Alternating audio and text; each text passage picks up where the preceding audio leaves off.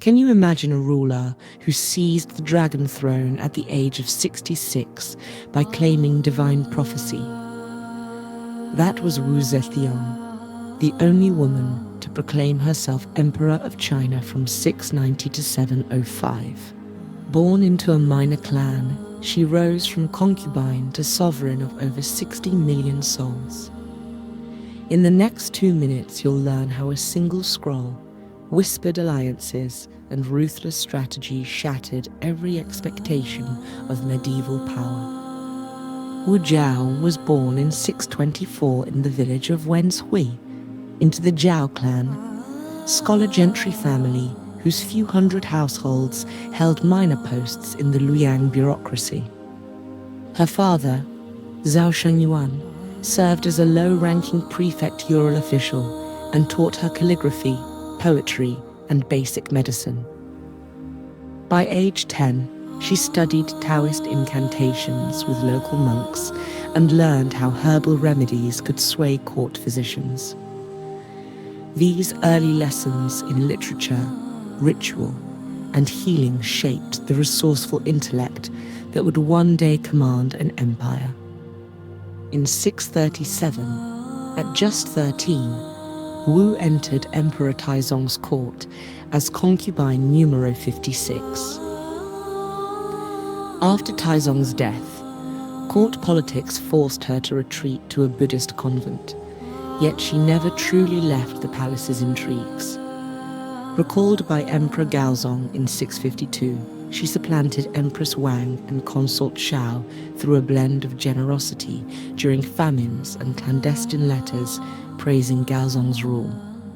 She bore him 3 sons, Li Hong, Li Xian, and Li Ji, and expertly positioned each in key posts. When Li Hong died under suspicious circumstances in 683, whispers accused palace rivals, but Wu used the tragedy to tighten her grip on the heir's hip, ultimately placing Li Zhong on the throne as her puppet. Wu's faith was as strategic as it was sincere. A devout Buddhist, she also maintained Taoist alliances, most famously with the monk-turned-courtier Huaiyi. She funded the construction of over 30 monasteries along the Grand Canal and commissioned Taoist immortality tablets in the Western Hills. In 694, the Great Cloud Sutra appeared, presenting her as a bodhisattva foretold by a female Buddha. Behind the scenes, she distributed its 3,000 copies under seal of the Imperial archives, ensuring monks in 200 temples endorsed her divinity and swayed public opinion in her favor. Determined to leave a practical legacy, Wu revised the Tang legal code. She reduced capital punishment for non-violent offenses and granted land owning rights to women over 30, a radical departure from prior statutes.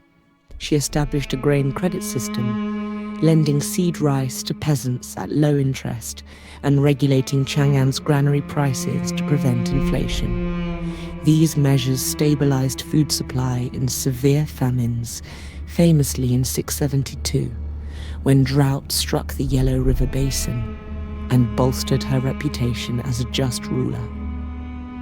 Born into obscurity in 624, Wu entered the imperial sphere as a concubine under Taizong, only to return as Gaozong's consort in 652.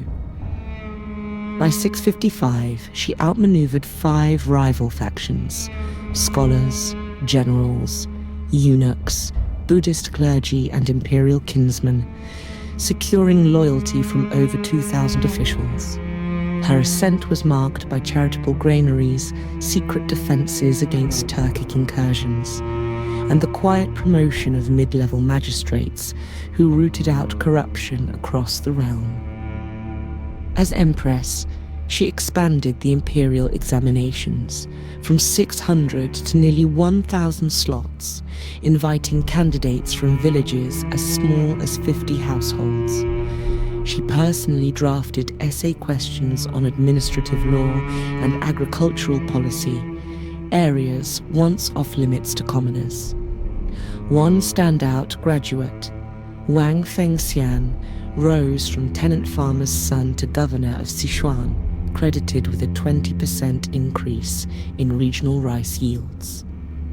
Simultaneously, she oversaw 2,000 kilometers of irrigation canals across the Yangtze Basin and funded the carving of 30,000 Buddhas at Longmen Grottoes, transforming it into a pan-Asian pilgrimage site that enriched state coffers by 20% and employed over 100,000 laborers. In 694, the Great Cloud Sutra was unveiled, a text claiming a female Buddha prophesied Wu's rise. 3,000 lavish scrolls were dispatched to monasteries hidden within official edicts and statue chambers, prompting 200 key temples to proclaim her the Empress of Heaven. Lay readings in tea houses from Sichuan to Shandong stirred grassroots devotion. By casting herself as a living bodhisattva, she silenced court critics and legitimized the Zhou Dynasty, which endured from 690 to 705. Yet power came with ruthless measures. Her cloud and mist, secret police numbered 500 agents who arrested corrupt nobles, eunuchs, and even Buddhist clerics, most notoriously the trial of Li Ji's brother in 683 and the purge of 40 Yangzhou aristocrats. Still, she balanced severity with mercy. Land tax was cut 10% for peasants owning under 1 hectare. Over 400 corrupt magistrates were punished, and a 15,000-strong militia repelled Tibetan incursions in 675. In 704, she named Li Xian as successor and abdicated in favor of him, ruling behind the screen as Tashang Huang until her death in 705. Chinese historians have long debated Wu's legacy. Traditional Confucian scholars branded her a usurper whose secret police betrayed Tang ideals, while modern researchers praise her meritocratic reforms and crisis management. Her tomb at Qinling, guarded by stone warriors and open to pilgrims, remains a UNESCO landmark, symbolizing both her power and the enduring mystery of her reign. Her coins, minted with her portrait and solar halo, survive in museum collections from. Wu Zetian's life blends intrigue, intellect, and indelible reform. From rural scholar gentry to the only female emperor in Chinese history, she rewrote the playbook of power. If her story and reforms fascinated you, subscribe and ring the bell so you won't miss any future Monarch Mysteries episodes.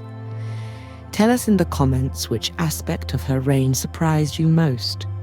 See you on the next journey.